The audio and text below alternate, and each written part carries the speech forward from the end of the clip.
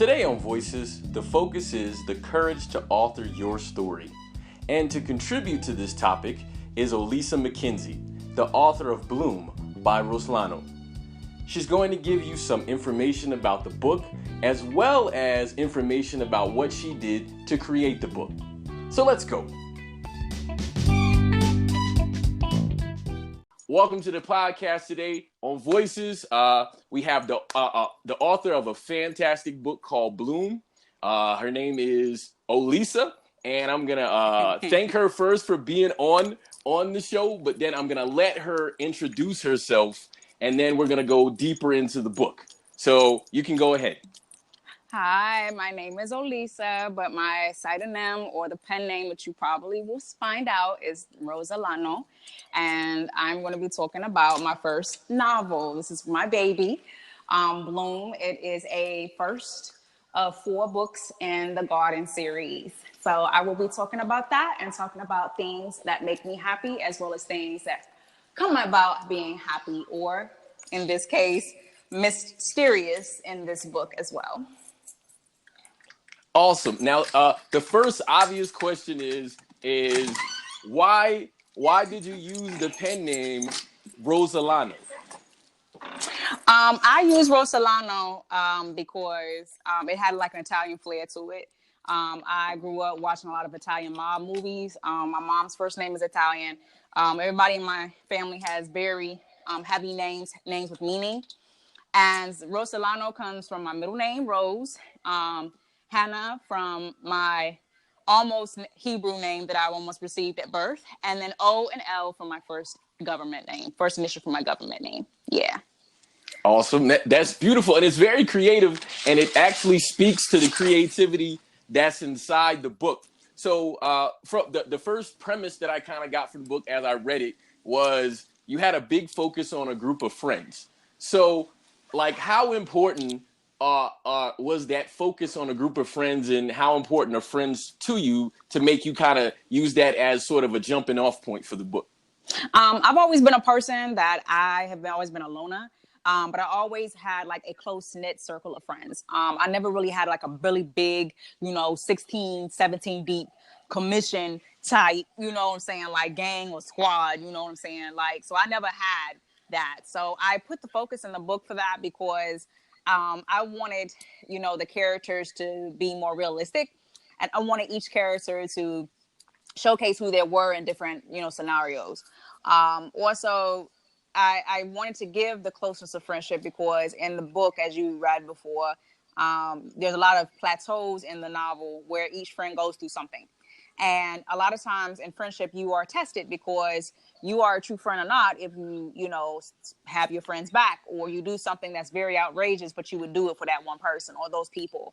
So I put the emphasis in the book because I wanted to show, who's real, who's fake, who's there, who's not, who's saying they're a friend, but they got, ties or loyalties to somebody else. That's awesome. So with that, because I just wanted to give a premise of kind of like the scope of what people were looking at, if you could give the shortest of sort of previews of what would happen when someone is looking at Amazon and they're looking to put this and add this to their Kindle. I'm looking at Bloom by Rosalano. What am I about to read? You're about to read an abstract color of stream of consciousness. That's and it's beautiful because like I want to tell so much, but I'm excited that no one told me anything in advance, so I could be excited and like flow along with the story. So a couple of things that kind of stood out to me in the book that I if you can give like sort of answers to it, but obviously not give everything away. One thing that I saw that stood out is you really made sure people were aware of the timeline. Like you had the date and the time throughout the book. What was the significance of doing that? Those dates came from my journals that I wrote a long time ago. 2008 is when the book kind of was the setting was taking place, and the setting is in Southern Florida, which is one of my favorite places to vacation. And one of the things that I wanted everybody that was reading my book to know is that, those were significant dates and times that I, had something to go through especially for like weekends and holidays when, you know, you got that 3-4 day weekend where, you know, something always be popping off for people. So I chose those dates, and I wanted to create a timeline like that because I wanted people to see it visually or have that imagery in real time. Also, you know, we live in a world where there's a lot of social media and, you know, everything is documented. Everything has a time. Everything has a limit. And I wanted people to, you know, kind of go through like a, you know, like a take 5 or take 1, kind of like going through behind the scenes, as if they would actually looking at the book as if it was in front of them, like the scenes were going in front of them. So I did that to create, you know, you know, a visual component. So that way it wouldn't be boring. You know, as millennials as we are, or, you know, we're the generation before millennials. I don't even know what all I don't even know. It's generation X, Z, Y, 360. I don't care. But like Right. a lot of the generations that come after our generation don't read. So to keep it quick and to keep it concise and you know, and succinct, I did that so that way anybody that's in the category of, you know, 18 to 25 or possibly 30 or higher could still get, you know, some type of some things of the book where they wouldn't get bored reading it, but they could actually follow along and, you know, be able to see it, you know, with the imagery part. That's awesome. And now, so the next question I actually was going to have, and you kind of expanded on it, and so I'm going to ask a follow up question with that. As my question was going to be, well, why in Miami? And then you mentioned sort of that as it being your favorite place. So another question I had was, you had poetry and dance in your story. So was Miami an inspiration to connect the poetry and the dance? Miami, I chose a very humid and hot climate because, you know, in Miami it's like the southern, you know, Las Vegas. Anything that goes in Miami stays in Miami. So I Right. chose that because, you know, every time I go down there, it's always something popping. Or it's something that was always happening. Poetry, I've always loved poetry. Like I told you before, or I told you way back, I've had journals where I've written poetry. So I wanted to incorporate that. And I think like that on a daily basis. Like I would always think about, like, you know, if Shakespeare was still living, you know, how would he talk to people in terms of like trying to express a given thought? And I thought poetry would be the best because it's short and it gives so much meaning and it's abstract. So it's not always, you know, black and white. It can be in the gray, it can be in the red, it can be in the blue. So I did the poetry to kind of get the abstract feel, and the dance is because that's one of my favorite loves of all time. I did dance in college. I did dance as a toddler. I took classes, you know, and I taught classes, you know, in DC, and I love that. And I wanted to put that in there because dance is very dramatic, and I wanted the book to have a dramatic feel. So to have an element of art that is dramatic anyway, I thought that would be a good, you know, climax to what you would read. That's awesome. And you know, you mentioned something about teaching. Now, the interesting part is, and we'll come to this at a different part, but you mentioned you taught things. So it's interesting because what I saw, there was a great deal of science influence in the book, and I was like, that's really cool how she used science in there, and it was easy to follow science. So, what was the inspiration for including science in the book? I've always been a sci-fi head, and also too, science is the course that I could never take a certification for at all because science got so many definitions and so much like formulas, and even though math's got formulas, which by the way I'm a math major, you know what I'm saying? Science, you can do so much with it, and you can like manipulate it, and you can get a hypothesis or a conclusion with it, and sometimes the conclusion, you know, may not be the best one, and you have to go back and redo, you know, like the experiment. And I wanted to do it because do the sci-fi or do the science related in the book because this is an experiment of the friends' relationship. You know, I'm gonna put together something. You know, I want to figure out the cause, or I present a cause. I want something to happen. What's the effect? Can I test out the hypothesis? Am I really gonna be the friend after the conclusion comes out, or am I gonna have to test it all over again? And I kind of wanted to put a spin on that because that's what life is. Life is about hypotheses and trials and errors. And I wanted to keep that consistent through the novel. That's beautiful. And you talked about, you know, you writing in the past. So my question is, when did you actually first start writing? Not like obviously you said this is your first book, but when did you first start writing? You mean period or the book? No, just period as just writing as an expression. started writing, gosh. Well, probably starting around 8 years old. Anytime we went on vacation, she would make me write a paragraph about what I experienced. Because I was in AG classes growing up, and she wanted to keep my writing skills fluent because there was a time where I was very, very horrible in reading comprehension. I would read, but I would read for enjoyment instead of comprehension. So I think by 8 years old is when I started. After I started at 8 years old, around 14, the teenage years is when I started, coming through with the teenage angst. So I got a journal and I started writing my feelings. And by the time I got in college, all of those feelings transferred into the book that you read. Oh, that's awesome. And the thing is, you also mentioned that you were a math major. And so just for the people to know, you are also a math teacher. That's correct, Yes. right? So because you used, you're a math teacher and you had a sort of in science infusion, my next question is, because since you started so young, what was your process for creating the book? That was a very dark period of time where I could not talk to anybody about how I was feeling. And this started around 2008 when I, a year after I got out of college. And there was a time where I wanted to express how I felt about certain things like relationships. I wanted to move. I'm not technically a native nor get into Go ahead. With those feelings. So with that being said, I wanted to put this in the book, and I wanted to get this out because a lot of the feelings that I had after that dark period, I wanted to make it well known, but just make it to a point where, people could understand it. The people who are the underdogs, the people who, don't have a voice, the people who may have a disability or some type of, handicap that they think they have. And I wanted to represent that. So with that being said, that's one of the reasons why, I decided to write the book in the way that I wanted to, just because I always had a heavy hand for writing, but I wanted to express it in a way that, if anybody read it, I could be that vessel. I could be the person to actually help them out in the times of need. Because I've been there. I've been in a dark period. You know what I'm saying? I've been in the dark times. So it sounds like you're saying that the book process all in itself was sort of self-therapy. Would you agree with that? It was, because those thoughts and those feelings I had not put on paper, not like publishing wise, but in a, book format. No, I had never expressed that. That the book that you read is like 2 journals worth of private feelings that I've had, but I just made it in an exaggeration because, I don't want everybody in my business. But I made it so that way it was like, yeah, I can get through this. I got through this, and I can move forward from this.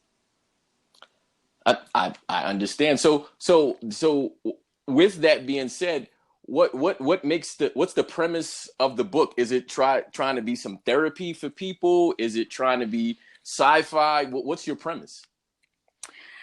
It's a little bit of both. It gives the sci-fi version of, what would happen if you have friends and they're performing an experiment, a theatrical experiment, and if they're also too, how to deal with if you have a disability, and a disability may not even be a learning disability. The disability may be, you don't know how to communicate, or you're shy, or you have a flaw but you don't want nobody to know. These are things that are not disabilities. So I wanted to convey that, because anybody that has those things can read this book and feel calm, like, hey, it's cool to be different. It's cool to be a nonconformist. It's cool to be the person that's the bookworm. So it's kind of therapeutic, but it's also, meant to, stretch the imagination a little bit. So would you say this and using the characters, which we're going to talk about in a minute, what using the characters is kind of trying to bring to light different sort of aspects of mental awareness that you should maybe check for in your friends? Would you feel like that's kind of a direction you were going towards? It was a little bit, because I don't want to give too much information, but one of the characters is different from everybody else. And it seems like, he creeps a lot. So it's like, wow, like, what is he actually doing? So I wanted to kind of create that feel as to, okay, something's not typically right. So we need to follow up on this person, and we need to make sure this person's okay. Because I feel like in today's society, that we don't always check on people that we love and care about, because we're so busy wrapped up in our lives that we don't remember that time is short. And that's one of the reasons why at the end of the book, as you were almost cursing me out about, it just stops, because you don't know what happened. And that's what happens sometimes in Right. life. Like, everything be going so fast, and all of a sudden, boom, you're hit with like a cliffhanger, and then it just goes to black. So you don't even know what's going to happen next. And so that's the kind of the way I wanted the book to kind of flow. Well, that's awesome. And so first, just talking about the friends in general, it's a mixed group of friends, so it's males and females. And would you say that the female characters were based on maybe yourself or people you know? Who were they based The on? main character that is the dancer in the book is based upon myself. I always wanted to dance, or teach dance, but I was put down the first time. I actually wanted to put that down as my major. Because it wasn't gonna pay me no money. But and the other characters were, facets of people that I've met, in my short period of lifespan on this earth. And I wanted to kind of create those characters and say, I know somebody that acts like that, or I know somebody that, could be like that. And that way it will be easy to follow along or say, I can relate. Because, when you read something, sometimes you want to be able to relate to it. That's the only way you can pick up a book, is you want to relate to it. It looks interesting and you want to find out more. And that's why I created the characters like that. So I chose the main character as myself. I kind of just twisted a little bit of information because, I got to keep my privacy as it is. But the others were facets of people that I've come across, and things that I've always wanted in a friend, or things that I did not want to be in my circle. And it's interesting because, as I said before, it was a mixed group. And I could understand sort of there's a greater ease in as a female creating a female character. But my question now is, because at reading and you have male characters, and as a male, I kind of looked at your characters and I'm like, I could see a dude like that. So what was your process for creating a male character being a female? Males in general have female tendencies. No, I'm being dead serious. Okay. You No, were I raised by understand. a woman. You know what I'm saying? And a man. Yes. But you were raised by a woman. You came from a woman. So the sensitivity, the vulnerability, the apathy, the empathy, the sympathy, all of that, your mom had some things that taught you. Or taught you about those. So I wanted to make sure that there was a man that was the strong one. There was a man in the book that was we don't know where the hell he's coming from. We need to watch out for. There was the playboy. These are all things that a man can do. And I wanted to also show the softer side, because a lot of times men are taught not to be soft. And I wanted to make sure that in this book, it was a soft novel, but it was also hard too. It was edgy. So I wanted to make sure that even if you would switch both roles and both genders could still act like the other gender and still keep their character.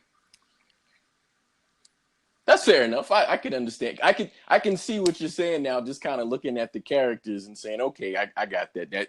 That makes sense. So I'm gonna talk about one specific character right now, Mercedes. So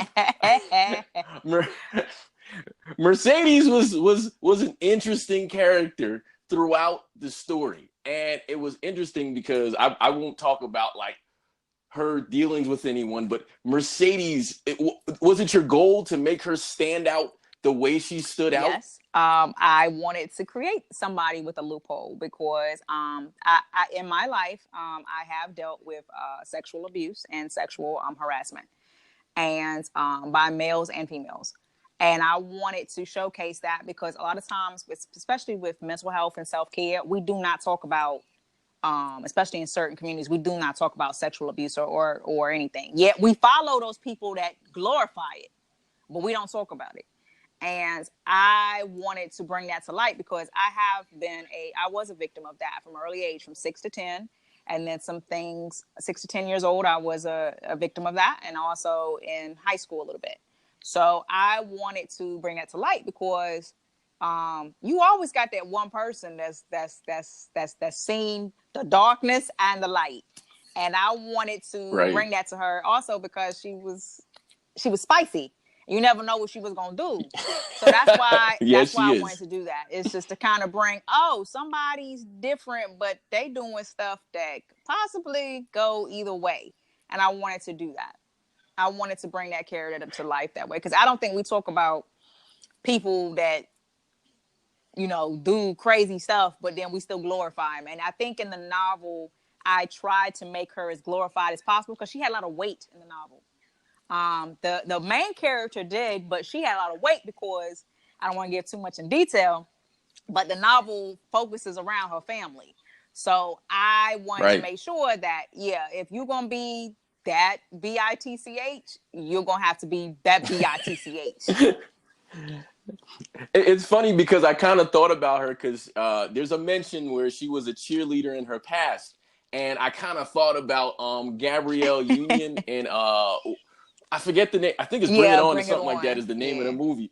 And she went further than Yeah. Gabrielle Union, and I was like, wow, like she wanted to be the center of attention. And is that why you put cheerleader in her Well, I don't history? know if I ever told you, but I'm an ex cheerleader. I was a cheerleader in high school and in middle school, and cheerleaders have always gotten stereotypes. Like we either the hoes of the school or we either the most popular of the school. I mean, I'm saying like the cheerleaders are either the Yes. hoes or they're either like the top dog, like the girls you can't get because they're like the most popular. So I wanted to bring that about because a lot of times cheerleaders don't get a lot of respect. The ones that are really good, like the ones that are clean or that are about their sport, because cheerleading is a sport. I believe that.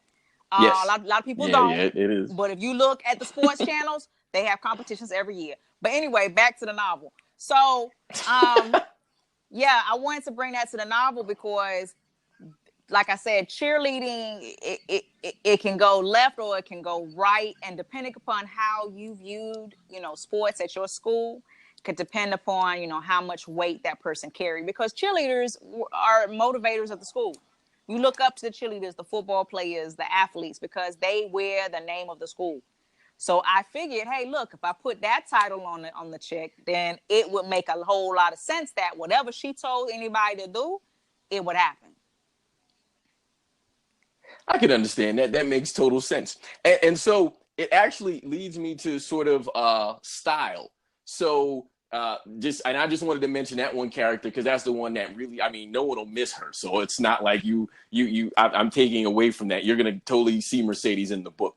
And so as far as style, what would you consider your style as an author? Because this is your first one and you're writing a series, would you venture to write different types of book, or what would you consider your style to be? My style is abstract with a stream of consciousness, and it's more movie. It's got a Quentin Tarantino feel with the Ernest Hemingway, if you want to put it. So I'm the Quentin Oh, Tarantino of writing. Like it's got a lot of loopholes and a lot of stuff that you don't know why in the heck it's happening, but it is, and it's very exaggerated. But then it's very beautiful. It's very soft. It's very guarded, protected, like Ernest Hemingway. Because Ernest Hemingway's writing was very guarded and protected, but it was beautiful. Like it was yes. very soft and very calm and soothing. But it was like, I don't want to go too far, but I'm gonna give it to you anyway. Like I'm gonna give you an apple, I'm gonna let you bite it, but you're not gonna get to the core of it. And that's what I wanted to kind of go about with and came to my writing. So I believe I'm more exaggerated, very in your face, but I'm also very soft and very guarded and very calming when it comes to my writing. Okay, and so with that, you kind of gave a little bit of insight, but to be specific, what types of books and media do you like to consume or read? Man. So I like everything from sci-fi to series novels. I've done the Twilight books. I've done The Girl with the Dragon Tattoo. Favorite series of that because the climax and the premise of those books and those series, it just is phenomenal. And it's just sad that author was not able to live to see his work, but it's beautiful. I love, The Alchemist. I like things that make you think. So I do self-motivation books. I love Stephen King because Stephen King always be giving you some crazy BS, but then he can bring it back serious, but then he does something horror. So you never know what to expect from him. So I love that.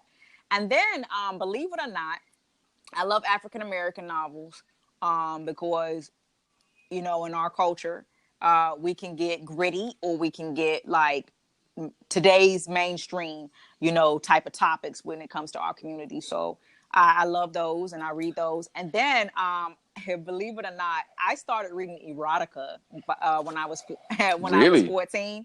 So I am an avid fan of Zane and the people that write about, how to get it on, what's popping, what's good, how to flip it, twist it, lick it, all that stuff. I got into at 14 because I appreciate, the body, and I appreciate, sexual desire. And hey, when I was younger, I hadn't gone over the plateau of being, not a virgin or whatever, but I could read about it. So I collected a lot of those erotica novels because I wanted to see, if I can't get myself self-gratitude, then I can read it in a book. So Yeah. I read some of those as well too, because I think a lot of times we preach about sexual gratification, but then you get locked up if you naked outside. So I I collect those books as well. So I'm an all the way around reader, but I do the sci-fi, the romance, the how-to motivationals, and then the erotica. Okay. Well, and I could see where one of your male characters has that sort of, you can see where there's the influence of erotica on one of the male characters in the book as well. So I get that. And it leads me to my next question. You mentioned earlier, like, just sort of things that make you happy. So my question is that what type of things make you happy, and how did you infuse those into your characters? Because it feels like some of that was infused into your characters as well. What makes me happy? Dance makes me happy because I feel like if you use your body to express how you feel, it is the most gratifying thing in the world. I don't care if you write, I don't care if you dance, I don't care if you cook. All of these things you do with your body is beautiful. So I love dancing. I love traveling. That makes me happy as well. I like seeing different places. I like seeing different cultures. I like appreciating different cultures. I love tasting different foods. I'm half Jewish, but I have come, since I've moved back to, my first home. I love Mediterranean, Eastern European food. So I will try something from a different country any day. Eastern European food all day long. Like, that's my cheat day food. So I love traveling and eating different things. Also, I like, being able to connect with people. I like going out and meeting new people, networking with people. That makes me happy because I want to see what everybody else is doing. You know what I'm saying? You learn from other people. You learn from what they do. You master your craft by learning from somebody else, regardless if it's imitation or if it's actual, you're getting your certification, because, imitation is the best form of flattery. So I believe in networking and going out meeting different people and seeing, okay, you do the same thing I do. So how do you do it, and how can I get better? You know what I'm saying? So those are the things that make me happy. And also self-care. Self-care and rest is the number one thing for me. That makes me the most happy of all, because if you don't take care of yourself, somebody else is going to take care of you, but it may not be how you want it. And number two, if you don't take care of yourself, your body will tell you. Or if you do take care of yourself, your body will thank you. So I'm always into self-care, going to the spa. I want to get a facial this year, but I'm so nervous because I just got hit with eczema. I've had eczema all my life, and it just decided to, at 34 years old, to come full blown. So I want to get that facial. I'll go get a massage or get my nails done, my hair done. I love going to, tasting, sipping paint, stuff that makes me happy, stuff that, I like to do and that makes me smile. So self-care is another thing that makes me happy as well. Also, now I actually have a question about the facial thing. So, well, I've never had a facial, so I don't actually know what the process is. Wow. So tell me what exactly. I know what eczema is, and I understand that your skin is sensitive. But what would facials kind of have to relate with eczema. I'm not really sure about that though. So facials do a number of things depending upon the concern of your skin. So sometimes facials are to exfoliate. Sometimes you use facials to get off dead skin, which is the exfoliation. Kind of redundant. Sometimes it's to give your skin a rejuvenation, because sometimes, you know, you go through a lot of environmental stress. So the facial kind of takes that stress off of your skin. So that way your skin can rebuild, because your skin is an organ. So sometimes you have to rebuild that organ because it's been beat up. You know, you've been in hot desert or the cold ice, or you didn't put on sunscreen like you were supposed to. So facials are there to rejuvenate the skin and to make it look, you know, look like skin instead of sandpaper. Also, facials are there to, you know, help cleanse and detox, because a lot of times what you put in your body, it comes through where? It comes through your skin. So facials are there Right. to actually help, you know, correct those things that we do to our bodies that may be harmful. Oh, okay. Well, I learned something new, and I Oh, you're appreciate welcome. that. So, so as a point, sort of back on the book, is you mentioned this earlier. The way this first book ended, just whoa, right? Uh, so my question is, you said it's a series. When is the next book coming out? Well, it was supposed to come out this summer, but I had a very interesting short-lived relationship earlier this semester or this year that prolonged the second book. So next week I am going to be actually putting down the finishing touches to this second book, and it should be out hopefully by Halloween, or at least by All Saints Day, which is November 1st. Okay, so the end of October, or even though it's with it being sci-fi, Halloween is a perfect date. So I like the marketing of that. Yes, the first book originally was supposed to be for Halloween, but I was at summer camp because, you know, I'm a teacher.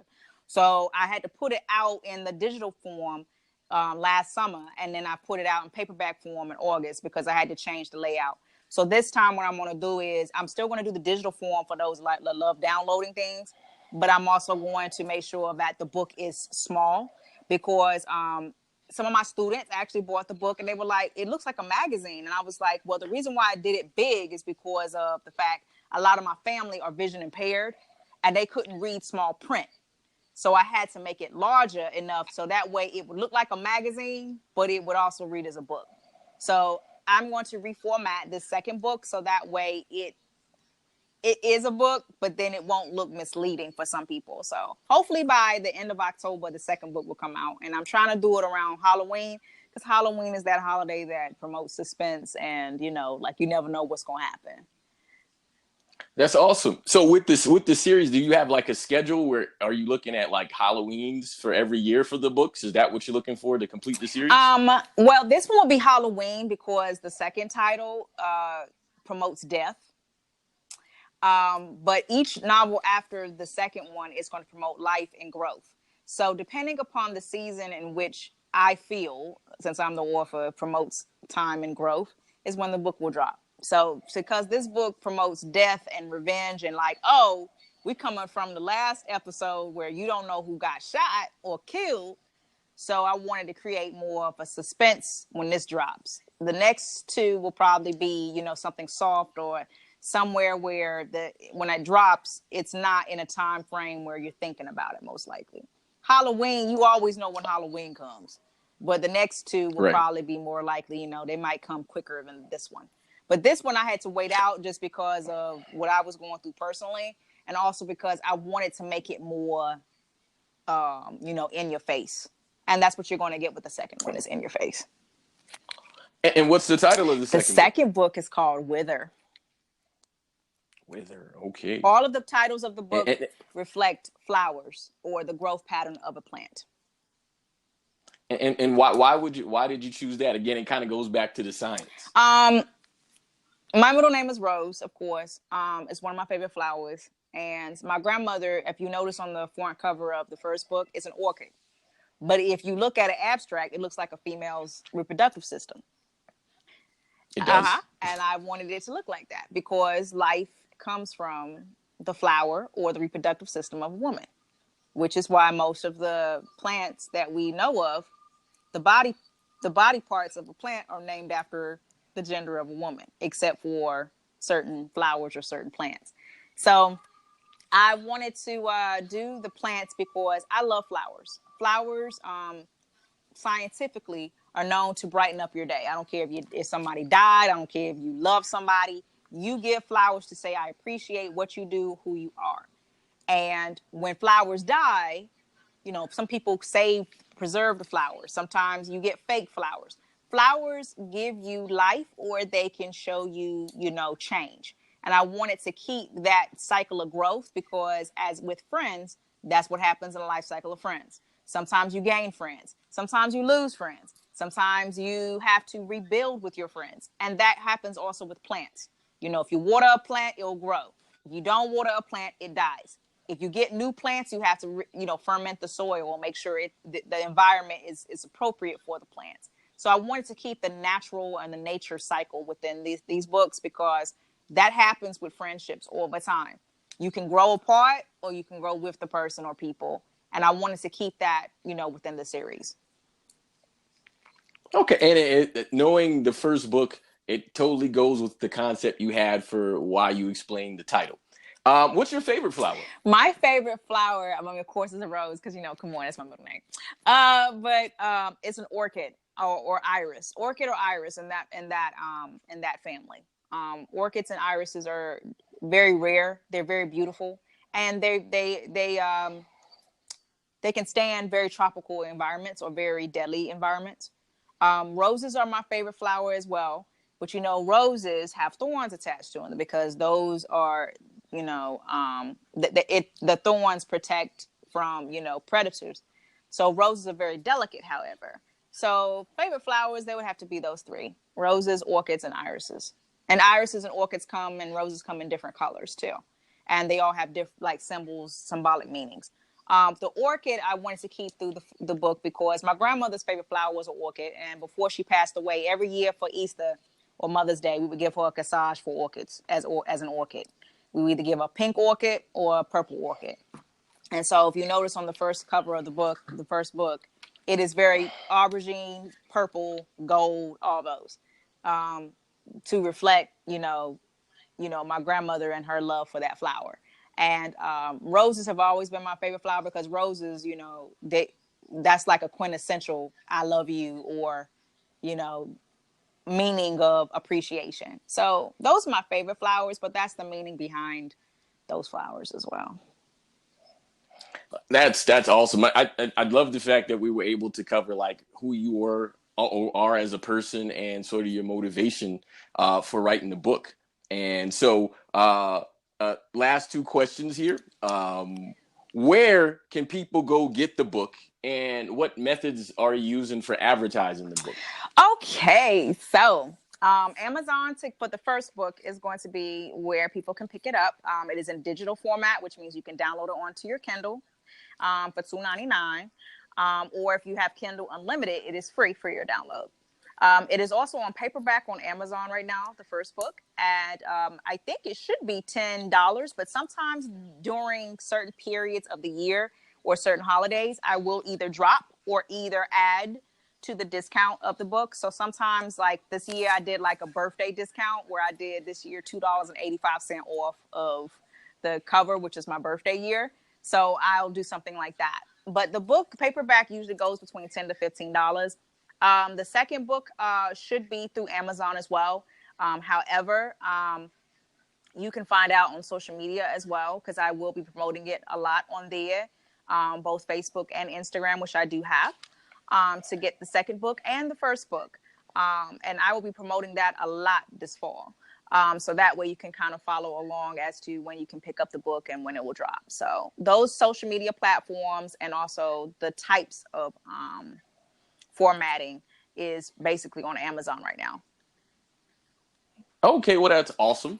And so my next question is if you want people to learn more about the book, or maybe if you just want them to contact you, where can they find you specifically? I know you said you had social media, but obviously there's levels of privacy that you have there. So where could someone find you? I am, of course, I'm a teacher full time, but I do reside in the DC, Maryland area. So if you're in Maryland by chance, or in the DC area, I do love going to Busboys and Poets. in DC a lot, as well as in Maryland. And also, I do teach, but for right now, the social media aspect is the best way. People can give me a direct message, and also my email is the best way to catch me as much as possible, because I do respond to all my emails. And what's your email? My email is 4pageletter07 @gmail. So it is spelled out for FOURPAGELETTER 07 @gmail. And that's where you can contact me if you would like to talk, or you would like to figure out more about the book and how to get in contact with me and where I'm at. So is email better, or did you want to also give you social media? I would love to give my social media, because my social media, I blast on that. When my book comes, you'll see it like almost every 20 seconds. My social media, I am on Facebook. Right now, I do not have a author page, just because it was I don't know what's going on Facebook. You know, it's this privacy stuff. It's just be crazy. So my Facebook is Olisa McKenzie.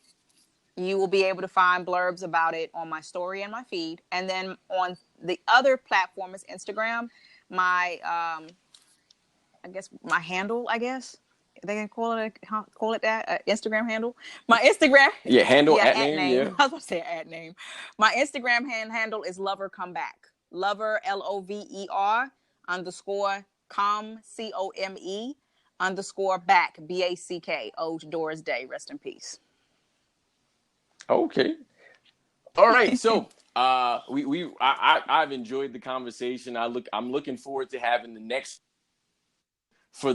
book. But so today we have Bloom by Rosalano. Yes, sir. Yes, sir. Right. And Olisa, I want to thank you so much for the conversation, and I look forward to the future conversation. And with that, have a fantastic. Before. Is there anything you want to leave? Because I love to have my people have the final word. Is there anything you want to leave the listeners with? I want to leave the listeners with one of my favorite Bible verses. You know, I'm a very religious person. You know, God knows my heart. But my favorite Bible verse is 1 John 15:17, or it might be 15:17-18. If ye hate the world, ye should know that it hated me before it hated you. So for this trying times that we have, please make sure that you check on people. Please make sure that you follow your loved ones, because time is short. You know, it's crazy out here in these streets, and you need to make sure that, time is short. And please make sure you tell somebody, even if you hate them, that you love them.